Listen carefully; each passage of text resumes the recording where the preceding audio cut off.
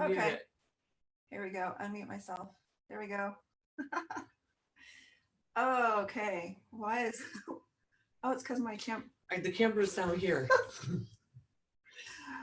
Carrie, we close the door. Yeah. We are live. I think we're live. And all right, somehow I got Carrie. I have Carrie here for my support because I stress out about technology. And I'm so glad you joined. I don't know how to change my camera to not be looking at my nose. Bring it back down here. There we go. Oh, there we go. Hi, everyone. Carrie, my best friend, is with me, and she is my support because I want this to be more professional than I probably would have done without her. She's going to keep me on track. She's going to keep me making sure I know how to use this technology. I've got some really great stuff to share with you tonight, and I'm still trying to figure out how to do it. So share. So what do I want to do? First of all, I want to welcome you to this webinar. I'm going to, how do we make sure everybody's muted? I think they are just coming in, right? Mm-hmm. Is there a way to turn off the chime?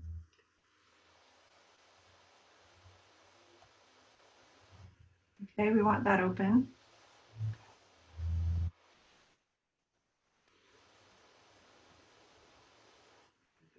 Should be able to just mute everyone. I think they're coming in muted. That was a setting. Okay. Perfect. Yeah. But it's just going to be chiming. No, we don't. We don't want to. Do we? We don't. I don't know. We'll see. You were right. Okay. All right, here we go.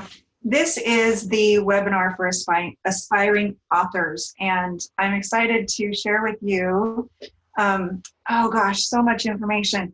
I know that everybody is coming to this from different places in their author journey, and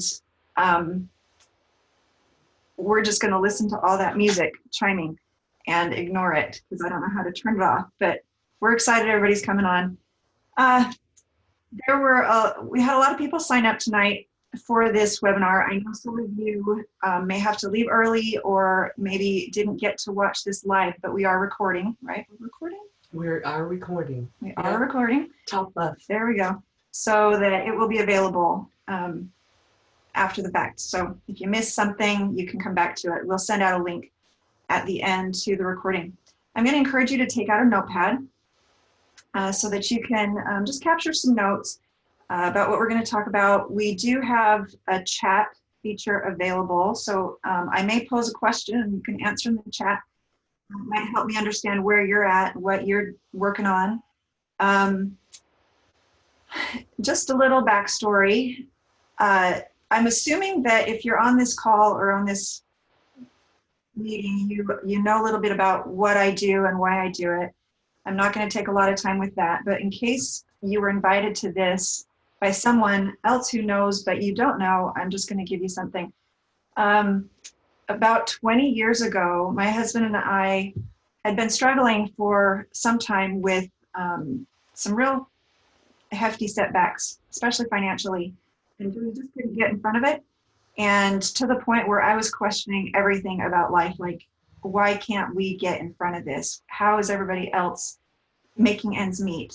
How do people live and function and still accomplish what they're feeling like is important to them in terms of family and relationships? And we were just really, really struggling to hold it all together. Multiple jobs, middle of the night kind of jobs, just hard stuff. So through all of this, we were searching for answers, and what I came to were some principles that, success principles that literally changed our life.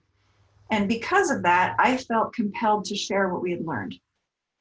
And so in doing that, I started teaching classes about what we had learned, how we managed to triple our income in 3 months after beating our heads against the wall for 7 years, how we were able to get the opportunities we've been looking for, how to recognize those opportunities for what they were when they came, how to get the courage to take the opportunities when they're scary and all that stuff. But basically it boils down to my main one message about rare faith, the kind of faith that causes things to happen. And that's what we were lacking. We were doing all the things you're supposed to do and what's that face? Oh, I'm sorry. Doing all the things that were supposed to help us prosper, and they just weren't working. And the only thing that finally turned things around for us was changing our thinking. And you know, you think you can think and get away with thinking things that are invisible, but you can't, because they have an effect on the world around you. And so once we became aware of that and started thinking intentionally and using the principles of success and thinking right that we'd been taught, things changed. We had our breakthrough and I started teaching classes. But at the time I had a house full of kids, one on the way, and putting events together wasn't super easy. And so I thought, well, I'm going to write a book and let that be my seminar, because I felt compelled to make sure other people could access that information. Maybe you're here on this webinar because you've got a message to share. Maybe you've overcome something. Maybe you have an answer that the world needs. And I would suspect that a lot of you are on the call with that in your heart. And so I wanted to write a book, but I didn't know anything about writing a book. I'd written papers in high school.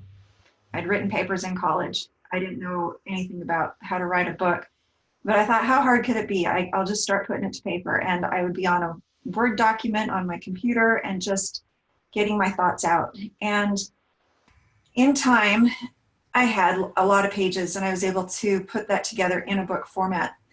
But so how does a person go from there with, you know, I wasn't an English major, I wasn't particularly skilled or instructed in the ins and outs of writing a book and what makes a good book. I didn't know. All I knew is that I had a passion for getting the message out. And that's what drove me, and that's what inspired me, and that's what led me to the resources I needed along the way, step by step. And that is so key to achieving your goals, is having a vision or a sense of where you want to go and having a passion for that, because it is that feeling that drives you and that emits something into the world that connects with the people that will respond to your needs and help you get the next step done. So with all that, how does a person get from there to award-winning 3-time international best-selling author? That's a little bit of what I want to share with you, because I want to inspire you to take your next step, whatever that is. I would like you to, in the chat, if you can get to it, I'm not sure I can instruct you on how to get to it, but if you can see where to add a comment in the chat, just tell us what your message is about and maybe why you want to write a book, or maybe why you're already working on one. And some of you are probably here because you already have a book and you want to know how to get it out to a wider audience. So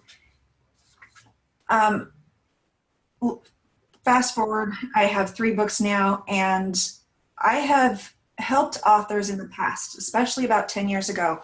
I was super interested in helping other authors get their message out, and I worked with a number of clients to get their messages to be powerful and impactful and established. And so I took some time away from doing that, and took some time away actually from doing all of my business, because I needed to find my feet again after the recession and figure out what I was about and what I had to offer still. And what's come is I've come to a place where I am not interested necessarily in writing another book myself. I do have another book in mind, and it will happen, I'm sure, one day. I'm just thinking about doing an anthology of my favorite blog posts, the different stories that I've captured over the years that didn't make it into a book, but it is part of my blog. I'm thinking about doing a collection and centered around the rare faith message. But what I do recognize is that I still have a passion for helping people have awakenings and having those aha moments that change their life. I do still have a passion for helping people find their own feet in making a difference in their world and the people in their circle. And so my interest in doing that is feeling like I might not be writing a book, but if I can help other people write theirs, then that's going to be super fulfilling. And that is my desire. So I realized that with over 100 people signed up for this webinar, some of you have books that are going to be relevant to helping other people and empowering them. Some of you have books that are maybe just for entertainment or for some other purpose. Maybe it's a cookbook, maybe it's a coloring book, maybe it's a life history or a book of poetry.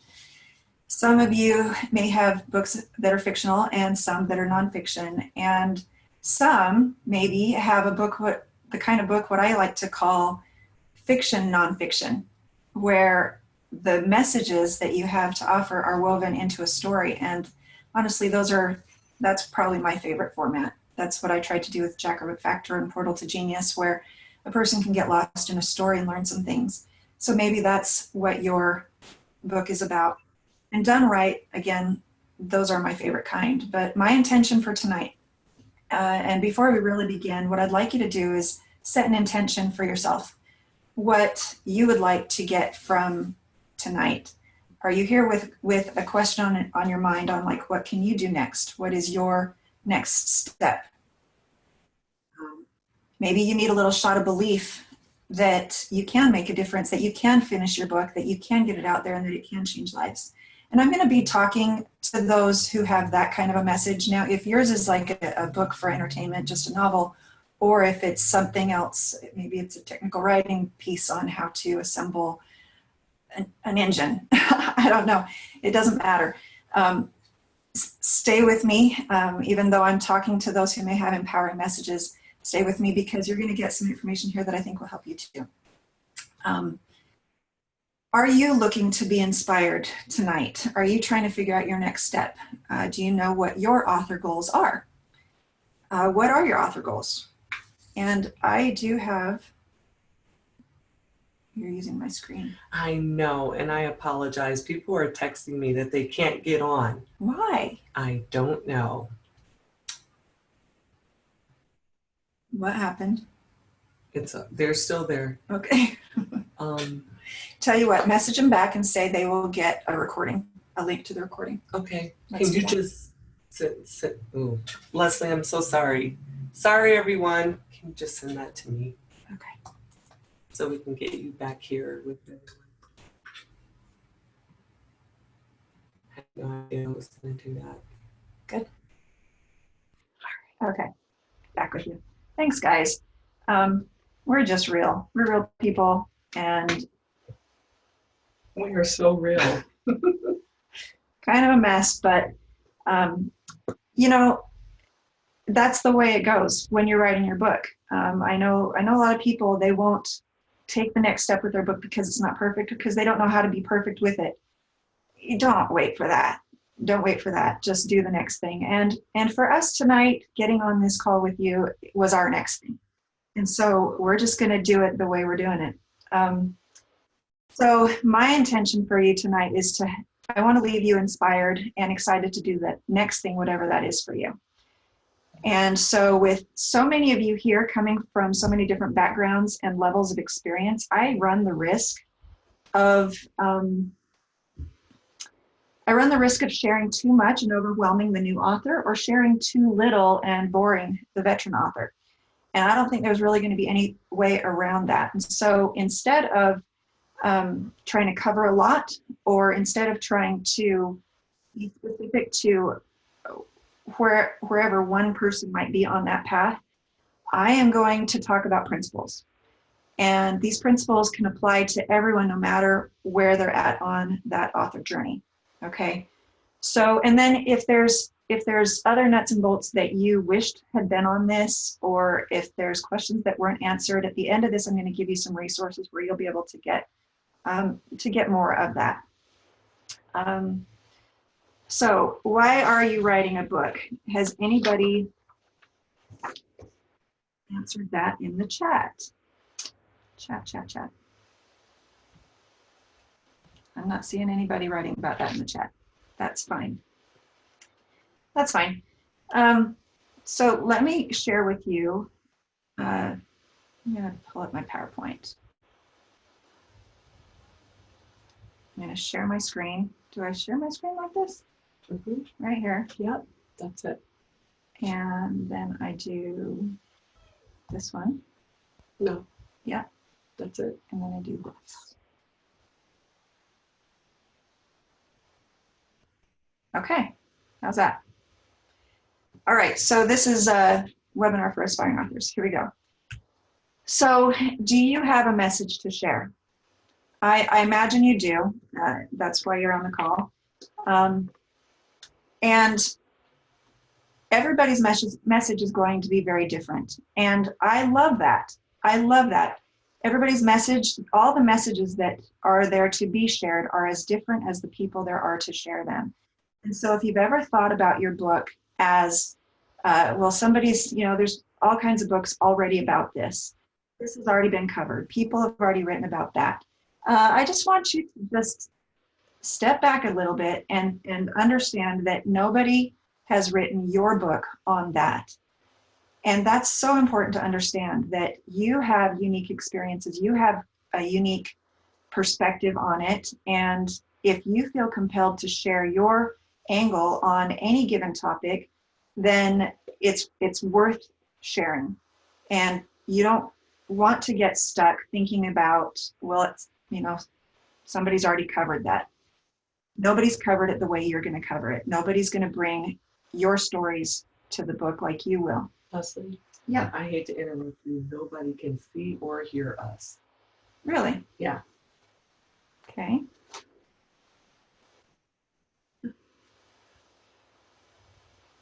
Why is that? I don't know. I got Stephanie and Angie and Rosa reporting.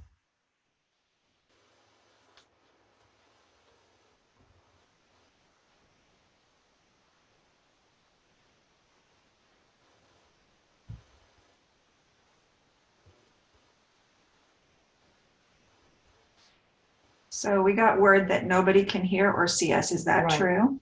Is that still true? I've unmuted everybody. Type in the chat, see, and say, can you see me or hear me? I have no idea why it's doing that.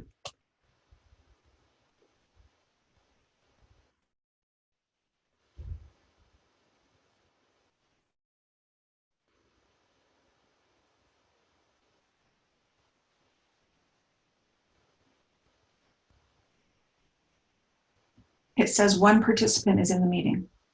One.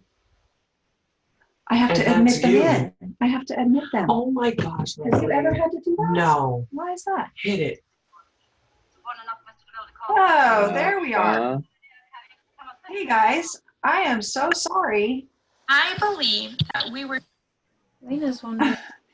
This whole time I thought you guys could hear and see everything that was going on. You missed a great presentation. It was awesome. Oh my gosh. I can, yeah. Hey guys, I am just so sorry. I don't know why it didn't We automatically. can do whatever we want. Yeah, either way. Eat some of that food. Admit all. How do we get? Is Hannah home yet? Maybe, yeah. If she'll eat some too, or they can eat. No, I have to be doing it as we go. New people coming in all the time. Is the meeting started already? Well, it did, but we were having some issues, so we are still kind of getting underway, trying to figure out how to let people in as they. I was too busy to notice. Pardon me, guys. I'm just gonna see if I can make sure the settings are to allow people in right away, because I don't think it was doing that. Do that again. I was. Yeah. Huh? I just got in. Sorry, guys. Yeah. I just got in a minute ago. Finally said I was unmuted. Well, I mean, I get off work at 7, so anytime they can have available is after that. Okay. There we go. Okay. There. Waiting room is turned off. Hey guys, turn off what sound? The chiming. Where do I do it? I'm gonna do it. See mute. Yeah, that's there. Mm, But where's the chime? it's in the settings. Don't worry. So just ignore it. Okay. I really apologize for all that. We just had a great 20 minutes of nobody hearing anything. So we're going to start over. And what I'm going to also do is we're going to make a link available to you for the recording of this if you have to leave early, because I'm going to Have end something when on we're the done. computer. We got started late. I'm going to make sure everybody's muted. And if everyone could just mute for now until we get to the Q&A part, Mute all. that would be great. Okay, everybody's muted. All right, welcome to the webinar for aspiring authors.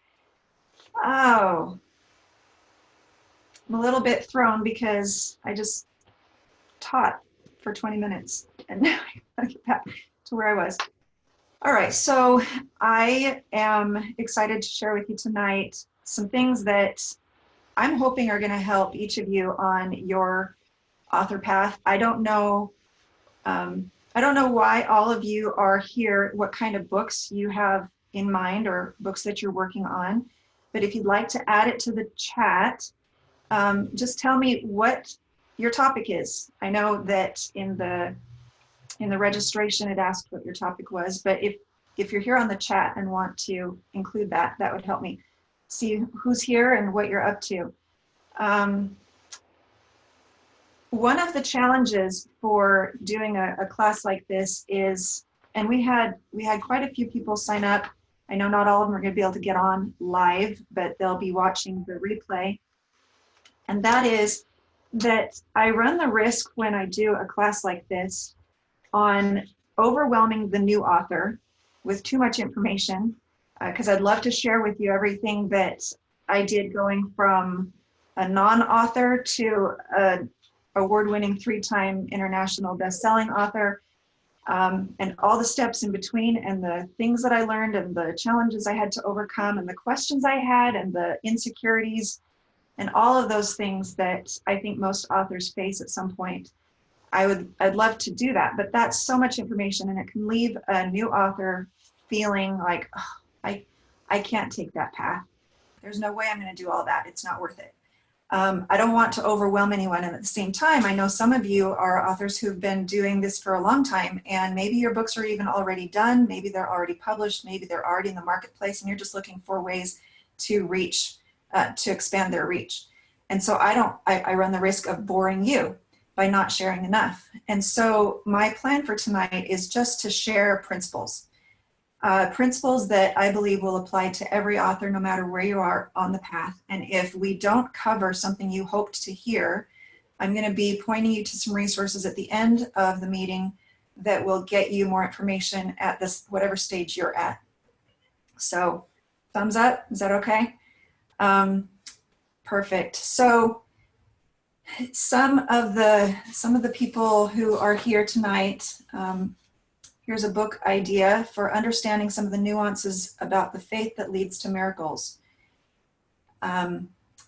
This person says, I know that doesn't sound very original in this venue, but I've got some good ideas. Oh gosh, I'm so glad you brought that up, because honestly, how many people start writing a book or feel compelled to write a book on a topic that they think's already been covered? Have you ever been to Amazon, looking at the books on Amazon? How many books are in any one given topic? Unlimited. And the fact is that nobody has written it the way you're going to write yours. Not a single person. And so if you have a message you want to share and you're concerned about, well, it's already been covered, nobody's covered it the way you're going to cover it, and nobody can cover it, even if they tried, with the experiences and the life stories that you will bring to it. And the way you write it is going to connect with certain readers that will never be reached in any other way. Like no other book can reach them the way your book will reach them. And so just have some confidence in that. Another book idea was gratitude is the deeper subject that we generally make it. Deepening our understanding of gratitude connects us more fully to God and leads to greater fulfillment. Awesome. Awesome. I love that. Here's another book project underway, How to Have Amazingly Fun Dances. Someone else writing one to help families who have children with sensory difficulties. Oh yeah, and Diana makes the point, how many books even have the same titles? No big deal, honestly. Stephanie says, the book on my heart has already been written, and better than I ever could is a story that she's told herself for 35 years. I hope that, Stephanie, you're here because you are changing that and you're making it happen. And for those of you just joining us, this is being recorded, so we will send you a link at the end to any of the parts that you missed. All right, so another idea for a book is Believing in Yourself, children's book. So I realize some of you may have books that are relevant to helping and empowering people. Some of you have books that may be solely for entertainment or for some other purpose. Maybe it's a cookbook, maybe it's a coloring book, maybe it's a life history or a book of poetry.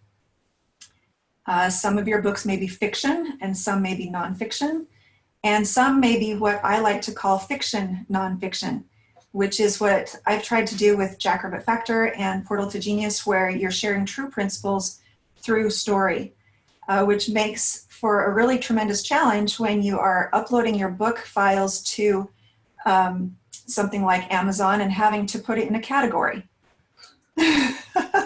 I feel like it's in a category of its own, and I would love to see a lot more books in that category personally. And I just have a place in my heart for helping authors who want to create those kinds of books. So if that's you, stick around. Let's see. So tonight we're going to talk about principles. Why are you writing a book? Maybe, now we're going to try this again. Carrie, I'm going to go back to my PowerPoint. Okay. Sharing my screen. Going to this and this and this. And backing up. And once we're here, I can't see the chat, but I'm hoping somebody message Carrie. Oh, yeah. Carrie's got the chat open. Okay. So if you can't see this, please alert Carrie. Changing the world one reader at a time. That is really what you can do with a book. They can't see it. They can't see it. Okay. We'll end that show. Why can't they see it? Desktop one, maybe? Try that. Maybe double just click, yeah. And did you hit share? No. I thought I did. Share. New share? Mm-hmm. New share. Okay. Now let me bring this down. Boom. How's that? Oh, we don't want that one. Okay, they can see it now. Yay. Okay. I don't really want them to see my presenter view though. Use slideshow. Oh, there you go. okay.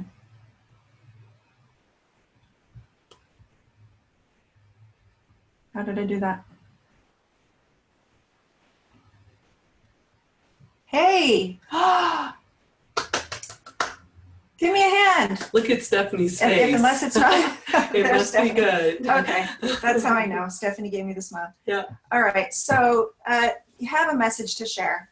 It's, you know, for some of you, I've talked to you personally, and I know that for some of you, it's so big it keeps you up at night. It keeps you feeling like you're not doing what you should be doing unless you're working on it. And I know that feeling. I know that feeling so much.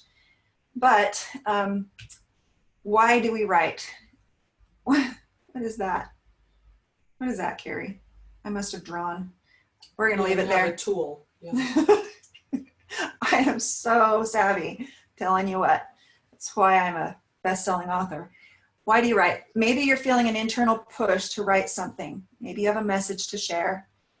Maybe you've conquered something and want to help others do the same. Maybe you want to entertain the way you enjoy being entertained. Maybe you want to leave a legacy, and maybe you have no clue.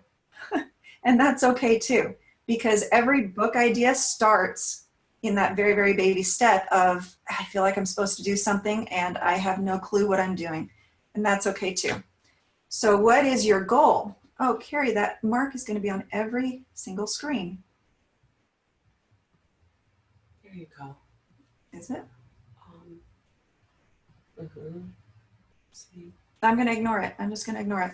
Got to stay focused. Focus, Leslie, focus. So what is your goal? If your goal is to make an impact and change lives, that's an awesome goal. If your goal is to make money with a book, that's an awesome goal. If your goal is to leave something behind that your family and posterity can benefit from, that is an awesome goal. But have you ever thought, what if nobody reads it?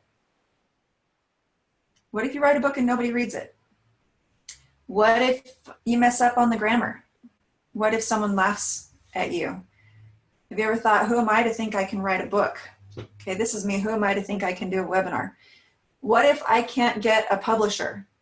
That's a big one. That was at the forefront of my mind when I was first thinking about writing a book. I'm like, okay, I want to do this, and I have no idea how to get from here to there, but I know I can at least start writing. And I just trusted that as I would keep writing, that the things I would need would come to me at the right time. But instead of these questions, let's ask some powerful questions instead. What if thousands or millions of people read your book? What if it's amazing? What if someone expresses tearful gratitude that you had the courage to get it out there?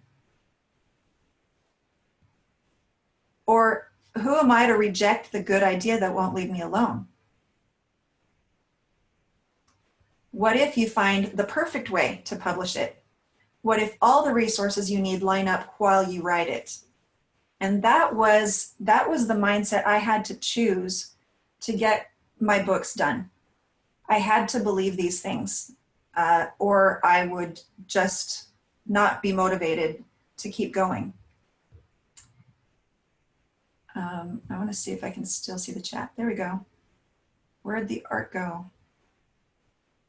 Everybody in? Okay, going to keep going. So I love the concept of one reader. And this is a screenshot of the one time I was on TV about my book, The Jackrabbit Factor, once it was released. So I had worked really, really hard to give it a good push, a good launch. And we're going to talk, hopefully we'll have some time to talk a little bit about the book launch. I know that's going to be for more the veteran book writers who are starting to think about how they're going to market their book. But with the launch, I'll just share that story real quick.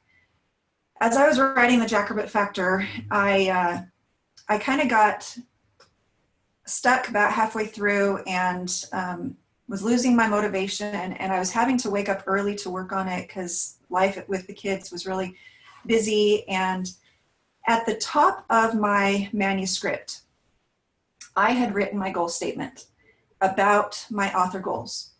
I had written how what I saw my life looking like down the road, 5-10 years, having published a book. And I imagined the home we would live in. I imagined the kind of life we were living. I imagined our relationships. I just imagined a number of things about that. And one of those things that I envisioned was that I would be a best-selling author.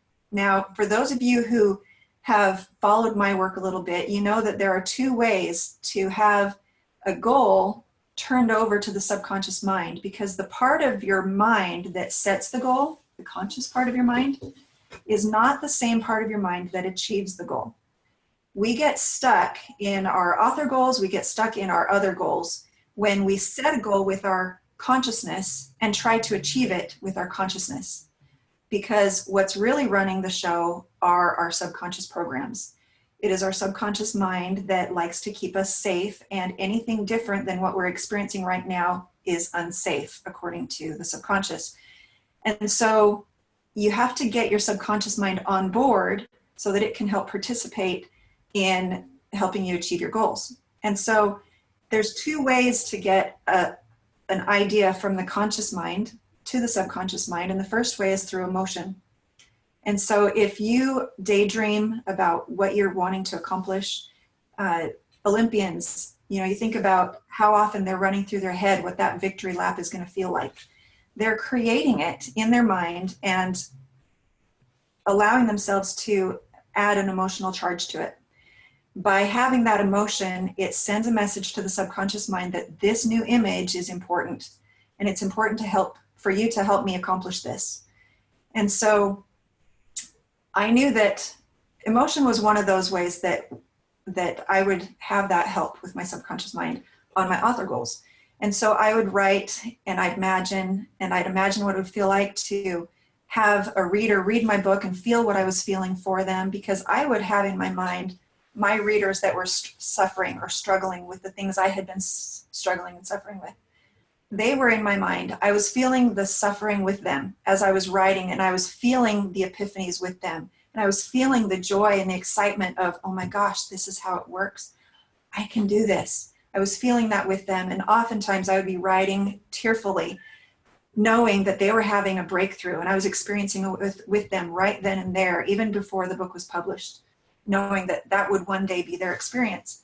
But on my goal statement at the top of my manuscript, there was one thing on there that was so unbelievable to me that I needed to resort to method number 2 for getting a goal idea into the subconscious mind.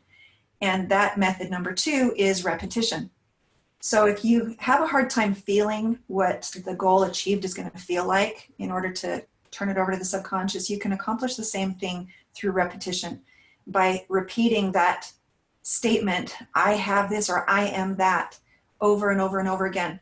And if you say it often enough, your subconscious mind will start to believe it, because you tell yourself something often enough and you'll start to even believe a lie. And at first it's going to feel like a lie, but you do it often enough and you'll start to believe it. And once you believe it, the emotion lands, and there it's accomplished in that you've turned it over to your subconscious mind. So why do I tell you all of that? Because at the top of my statement, at the top of my document, my goal statement was about 8 pages long in total. And when I would sit down to write, I would read through that goal statement just to remind myself why I'm doing what I'm doing. And then it would lead into the story. And then I would read the story. Even if I was on chapter 7, I would, before I sat down to write, I would read the whole book again so that I could roll right into the next chapter and be right there present with where I'd come from and what I was feeling. And so it was a lot of reading before I would write, almost every time. And on that statement, the one piece that I had to repeat at least 7 or 8 times was, I am a best-selling author, because that was the most unbelievable piece of my goal statement for me. Wow.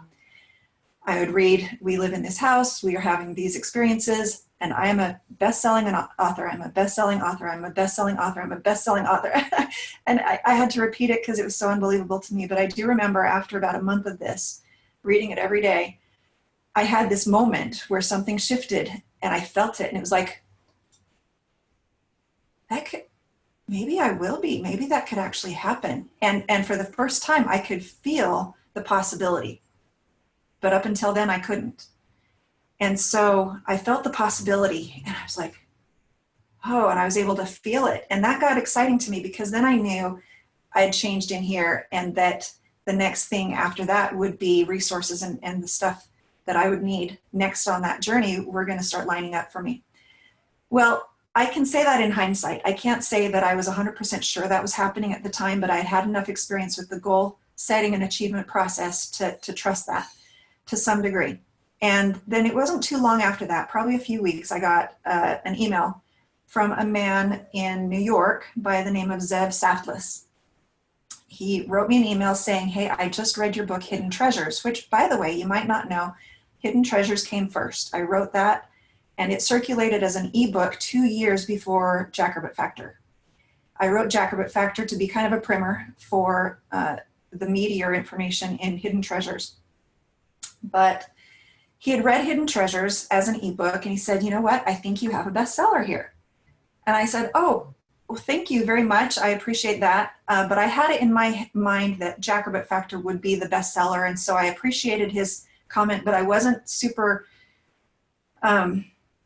committed to putting the push behind Hidden Treasures. I thought Hidden Treasures would be kind of the next step after Jackrabbit. And if I push Jackrabbit, people will find Hidden Treasures. That was my plan.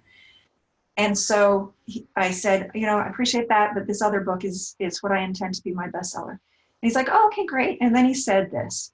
He said, I am working on a team of people who are helping Jack Canfield launch his new book called The Success Principles. If you've seen it, it's this big book on success principles, and it's a really, really good book. And that was in 2005, or I think he contacted me in December prior to the book launch that Jack Canfield held that spring of 2005. And he said, would you like to be on the team? And I'm like, sure. I don't have any idea what that looks like or what to do, but just show me what to do. And so he showed me what to do, and I participated in that launch. And at the end, I was like, really? That's all it takes? I could do that. And so I just followed the strategy that Jack Canfield carried out a couple months after that to launch my own book, and got bestseller with it. And so at first it was like, okay, I'm no longer impressed with bestsellers because I saw that it wasn't the organic wow that I thought it would be. Bestseller campaigns are very intentional. And it also means that anybody can do it. And that is something that I'm also excited to share with people who are interested in that path. But what I want to tell you about this picture, one reader. So after I got bestseller, I kind of wanted to maximize the exposure that I could gain from having just achieved that status. And so contacted the news station. They let me come on this little piece for 3 minutes to talk about the Jackrabbit Factor. Turned out to be one of the most miserable experiences of my life. So awkward. I struggled with my elevator speech up until about this last year. And I've been doing this for 20 years now. I was just not good at summarizing in 3 minutes what this book was about. I stammered. I was like, it was awkward. But I got a screenshot. And that has helped me sell a lot of books. And really, that was all I was after, is I just want a screenshot to show that I was on TV. But what before going into this, I was like, oh gosh, I'm going to be on TV. I'm going to be in the Phoenix metropolitan area. That reaches clear up into the mountains. Oh, millions of people could see this. I thought, I got to hurry up and get books in the bookstore. So I wanted to make sure there was at least some local stores that would have them in stock for the demand that was surely going to come from this 3-minute spot on TV. I sold one book from that interview. One book. But that one reader was the one reader that it needed to reach. And in fact, this person, she could understand my struggle because she lives the Jackrabbit Factor principles. And she was just so excited to see a book that explained it that she could take to her friends and family. And so that's why it sold to her, because she already knew what I was trying to say and could see my struggle trying to put it into words.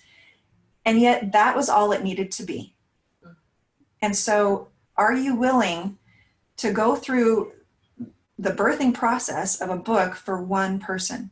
If you're willing to create that message for one person, then you're going to succeed. Because everybody out there, they're just a lot of one peoples, and one by one, it will spread. And especially if you can bring into it something that I call the amazingness factor. You don't want to just get your book done. You want it to be amazing. You want it to be the kind of book that a person reads and can't wait to share it with someone. You want it to be the kind of book where someone reads it, loans it out, and loses it forever and has to buy another one.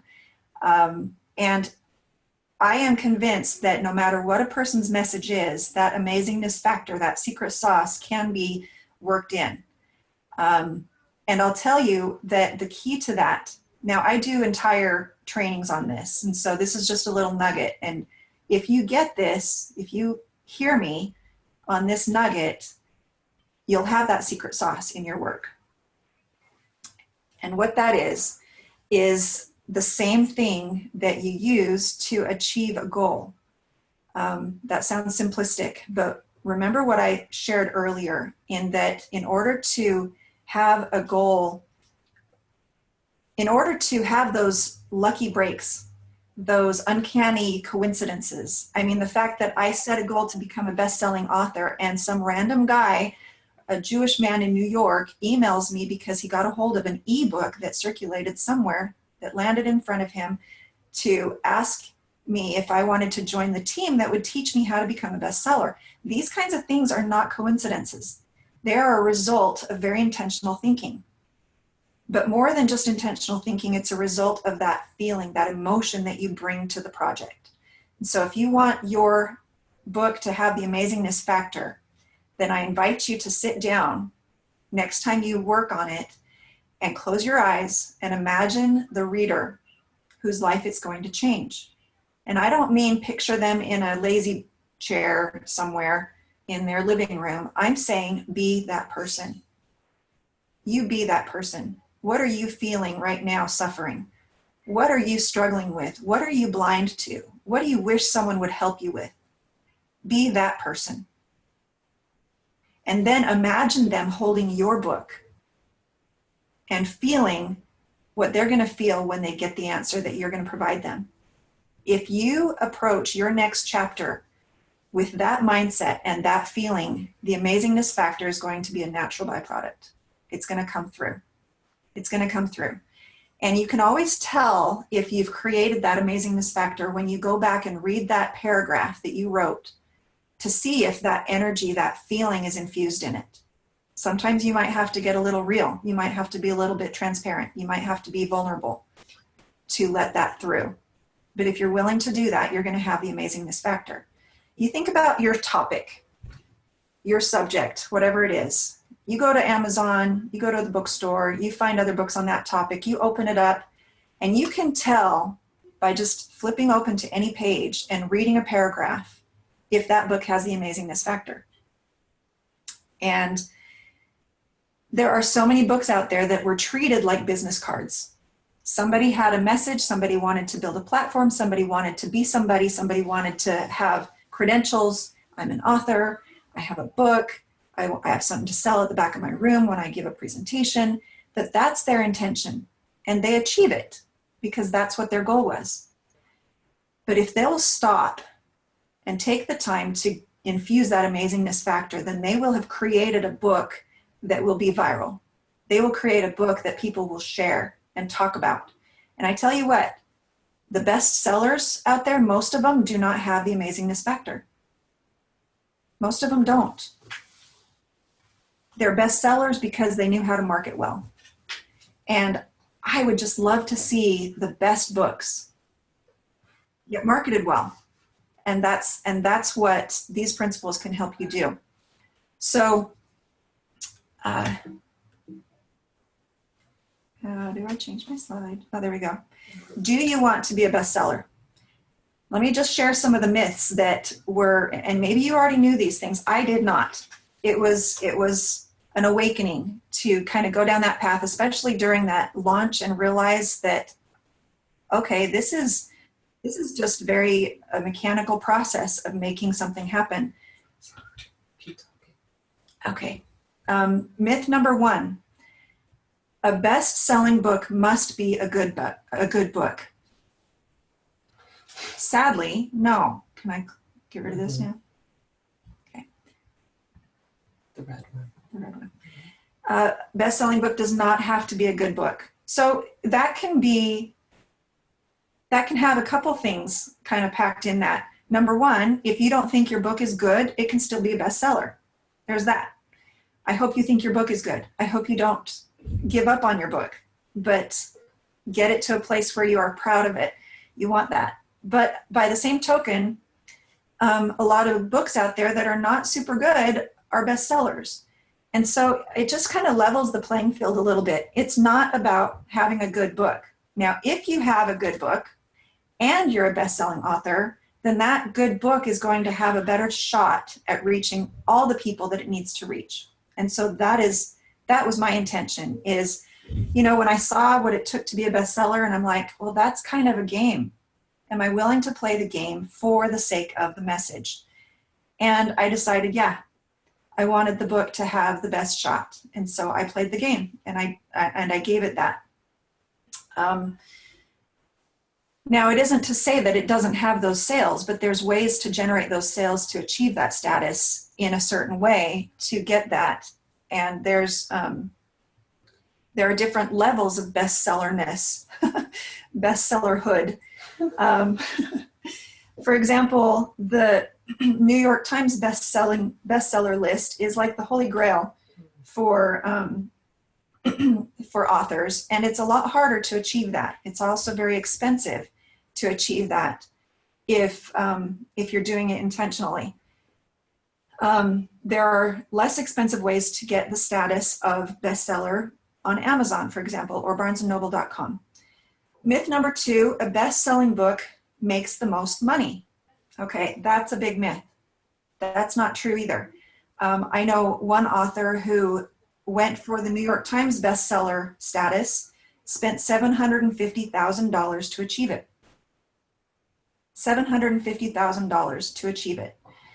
Now, it made sense to this person because this person had enough other product and services that the book was like the glorified business card to lead to those other services, and that investment would be recouped. But for most of us, that would never be worth it, right? That would never be worth it. So did that book make a lot of money? Only because it had other things to offer after the book. But if you don't know, if you get, what are you doing? They're all talking to me. Not, I'm sorry. you're fine, you're fine. It was Lucas. He made me laugh. Well, so if a person is going to go for the bestseller status, and you have to understand that if for example, you're going to be traditionally published, you go get a traditional publisher to print copies of your book so they can be in the bookstore so you can do a bestseller launch and on and on and on. You're probably going to make $1 or $2 per book. And so you think about how many books you'd have to sell to recoup that kind of investment. So that's kind of why I was interested in I just want to be able to say I'm a bestseller, and I don't mind if it's just an Amazon bestseller or just a Barnes & Noble bestseller. Most people out there really don't know the difference. You know, I've had people introduce me as a New York Times bestseller, even though I'm not one, because they heard the word bestseller. And I've had to correct them. I'm like, not quite that, you know, but maybe one day. I'm not that yet. So if you want that for your book, there are less expensive ways to do it. And I did the whole campaign, my bestseller campaign, for no extra cost. The only things that I might have invested in was some stock photography, a designer to help format the book. I mean, it wasn't any of the marketing that I spent any money on. I didn't spend any money on that marketing to get that bestseller status. Myth number 3, the market determines which books will become bestsellers. Yes and no. So most of the people who have books that are out there advertising themselves as bestsellers probably did a very intentional campaign to achieve that. And in order to achieve that, you just have to sell more books in a short period of time than the other books in your genre. Now, I didn't know that. When I did my bestseller campaign, I was going for the all-out, no category, overall, all books bestseller, which is a lot harder to do because there's millions of books. And on Barnes & Noble, my campaign achieved number 5 overall out of all books that they sold. which I was very proud of because it outranked the brand new Harry Potter. It outranked Rachel Ray's newest cookbook. And so I was very proud of that, that achievement. And I stayed there for 6 hours. That's how long I was a bestseller, was for 6 hours. I was kind of holding out to see if I could get number one. But I thought, well, I'll just take it. I'll take a 5. That's good. And then I diverted my traffic over to Amazon to see what I could do there. At Amazon, by the time I started diverting the campaign to Amazon, I achieved 116th overall, not in a category, overall. Didn't count as bestseller because it wasn't 100. It wasn't less than 100. It was 116. But I'm still very proud of that. If I had known that I could have done my campaign in a category and had less competition, I'm sure I would have done better. That was one of those lessons learned. But now, I said that most people are intentional about their bestseller campaign. That's true, but I want to tell you this too. If it's got the amazingness factor, if it's got that feeling infused into it, then you're going to look back, or you're going to, at least all I can say is what happened to me is years down the road, like 5-6 years later, I was working on something. I decided to go look and see if there was some new feedback on the Amazon book. And while I checked in on my book that I hadn't looked at for a while, it was in the bestseller category. It was in a bestseller state right then and there. And I hadn't even campaigned for it. It had organically made its way back up in a category. I followed Hidden Treasures in its category. It stayed on the bestseller list for at least 9 months when I stopped watching it. And so, yes, market does determine which books will become bestsellers, but those are going to be your amazingness factor books. Those are the books that are going to make their way up organically.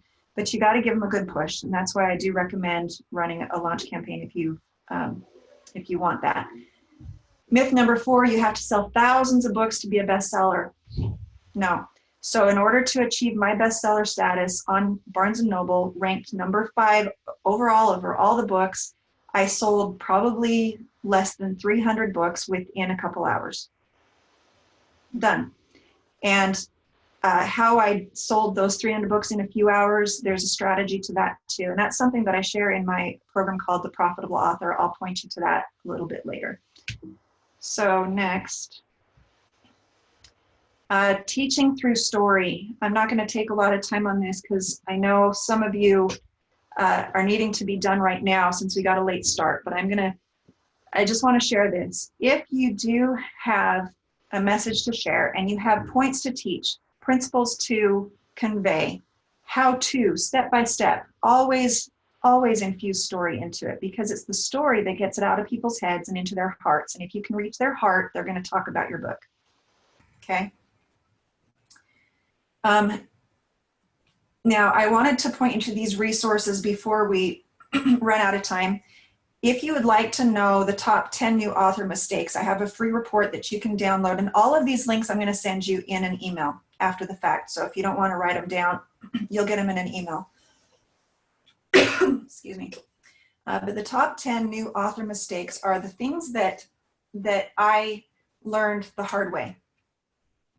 For example, I'll just give you one of them was don't count on that book signing gig to sell a lot of books. Book signing gigs are one of the most humbling experiences you'll ever have.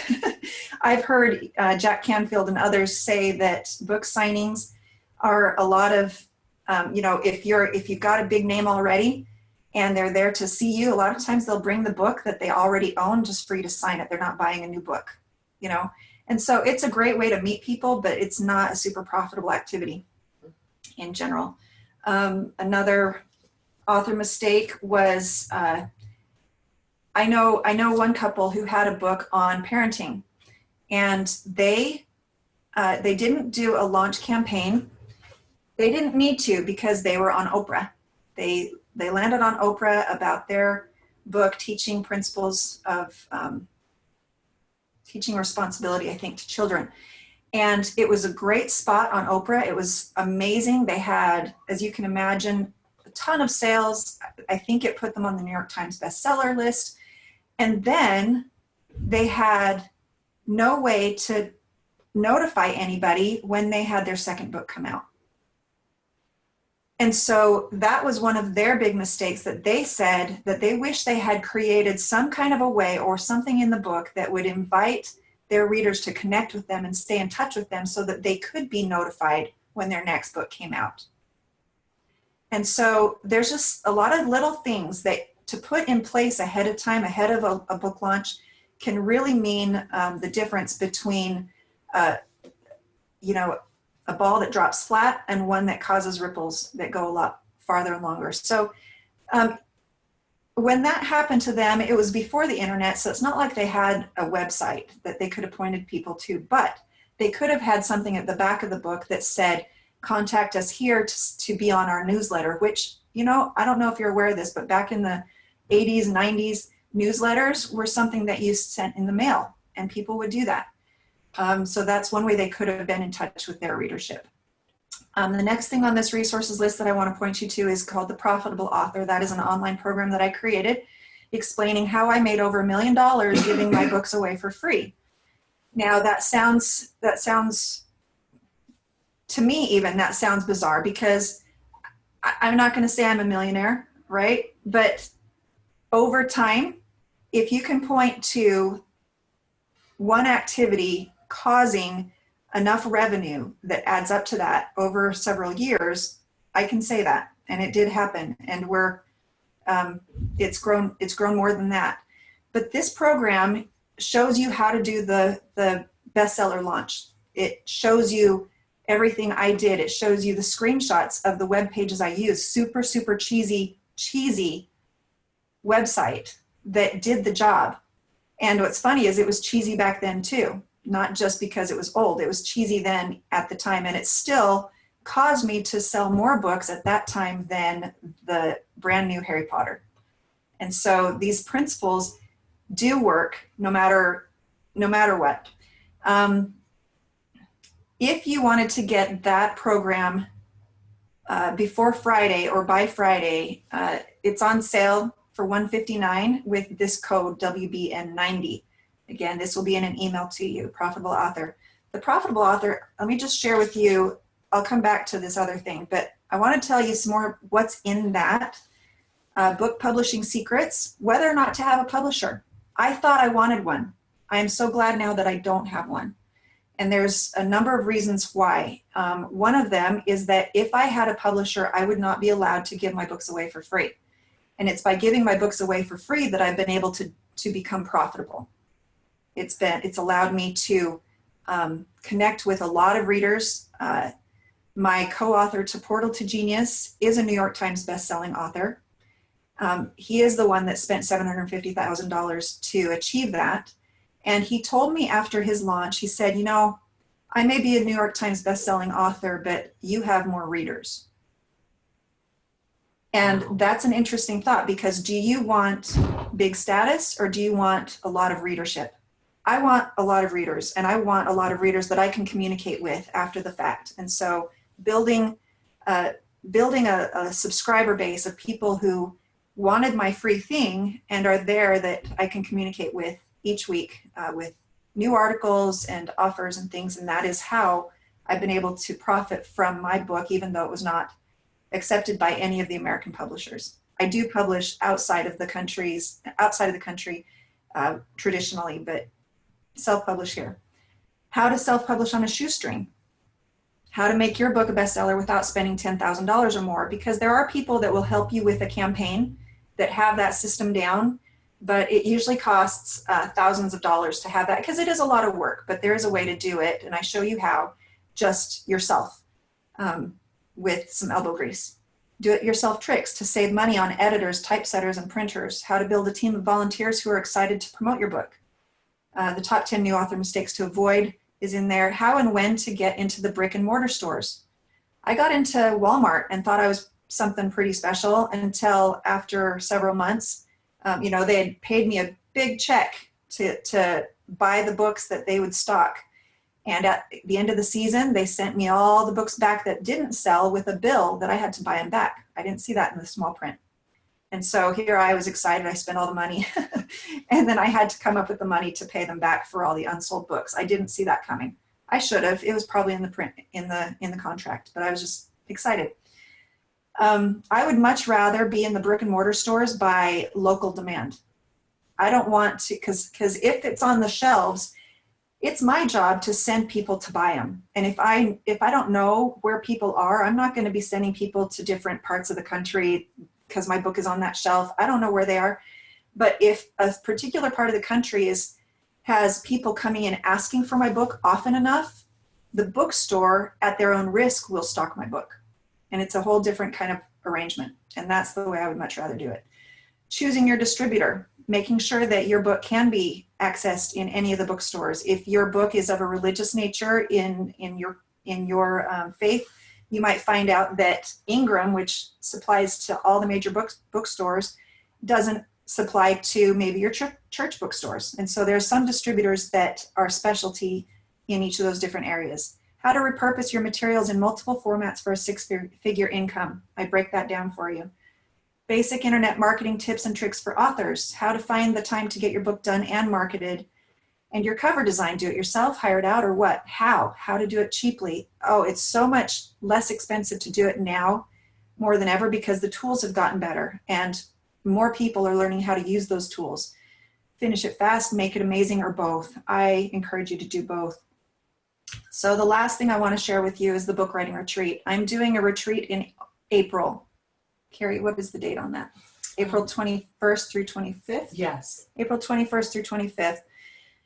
The book writing retreat, you can get more information at bookwritingretreat.com. We're going to have 10, we're capping it at 10 people.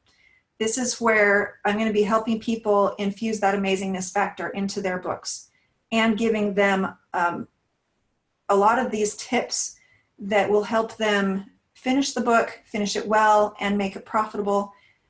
My book mentor, Marnie Pearson, has just this week agreed to be a part of that. And so she's going to be there. She's the one that taught me how to get a book out. She's the one that started it all. I know some of you have heard that story in other classes, but Marnie Pearson is, actually Marnie Pearson Coons is her name. She will be there and sharing her tips. She has written over 20 books. She's helped countless people with their book launches. She knows her stuff. And so with that, let me just make sure there isn't anything else I wanted to make sure we covered. I'm going to stop the share here. I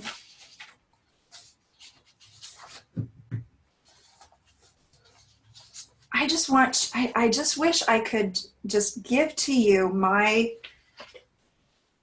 passion and belief for the fact that if you are willing to take this, to walk this path in getting your book out, getting it finished well, if you get feedback when it's done that it doesn't have the amazingness factor that you wanted it to have, give it the time to do that. When I finished Jackrabbit Factor, I sent it to my editor and her response was, well, interesting premise, but it's blah. And I thought I was done. And it was so discouraging to hear that, but I took her advice. She taught me some things about how to add the amazingness factor because I didn't understand it at the time. And I took about 2 more months working that in. And I'm so glad I did. It was worth it. It was worth it. But you are going to participate in miracles. If you do that, you'll participate in miracles. You will have people telling you what the books did for them. And then you're going to be able to inspire other people who have books in them. It's a chain. It's a chain that goes on and on and on. Let me just tell you what I'm looking for in terms of the book writing retreat. Applications we're going to be taking through February 20th. That is next Thursday. Taking applications through Thursday, February 20th. And I'm just going to read this to you so I don't forget anything. I'm hand selecting 10 aspiring authors to join me in April for an intense and focused writer's training to learn the secrets of making a book memorable, impactful, and profitable, even if it isn't picked up by a publisher. This isn't about grammar. It's about groundbreaking messages finding their way to the readers who need them for generations to come. I'm eager to pass along the lessons I've learned going from a novice stay-at-home mom with a math degree and no book at all to a self-published, award-winning, best-selling author of 3 books with tens of thousands of readers. I want to save you time and help you avoid many of the mistakes and traps that can be common as you navigate the book publishing world. So here's what I'm looking for. I'm looking for 10 self-confident, easygoing self-starters with empowering, relevant, and unique messages who are ready and determined to use their books to make a powerful and positive impact on the world. And while I do invite everyone who's interested to apply, not all the retreat applications will be approved. I aim to make a positive impact of my own to an eager group of enthusiastic, hardworking writers who are ready to take full advantage of everything that this unique opportunity has to offer. And by keeping the group relatively small, it allows me to give plenty of personalized attention to each of the writers who are going to participate. So there is, if you go to bookwritingretreat.com, you'll see a link to the questionnaire, and some of the questions on it are not just about your book and your goals, but I want to get to know a little bit about your personality too, so that I can carefully select the individuals whose personalities are going to fit well, both together with each other and with the intended purpose and mission of the event. And my vision for the messages that are going to get out there.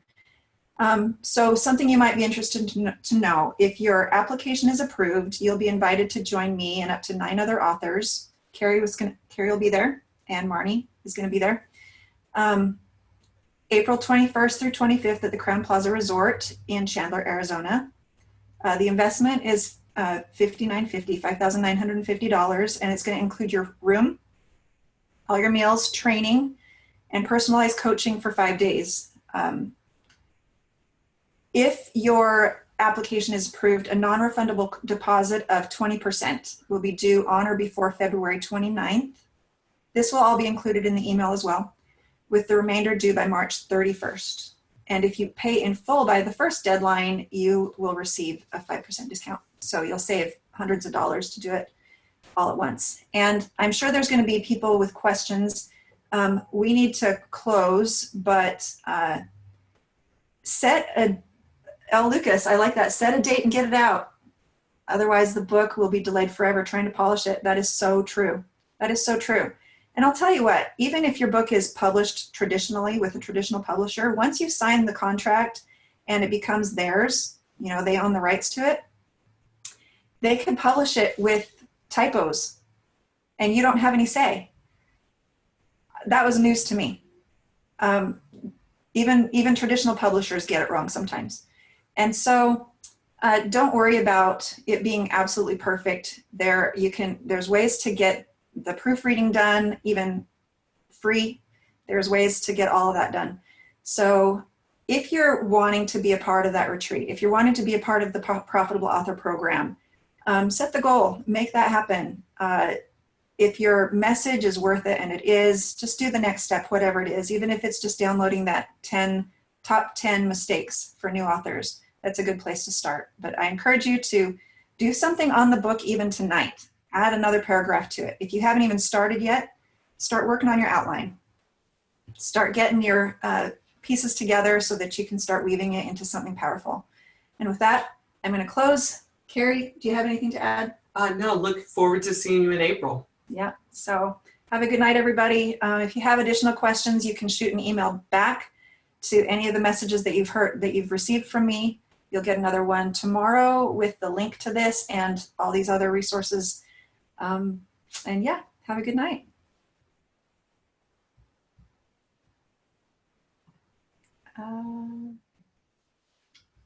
There we go. Bye.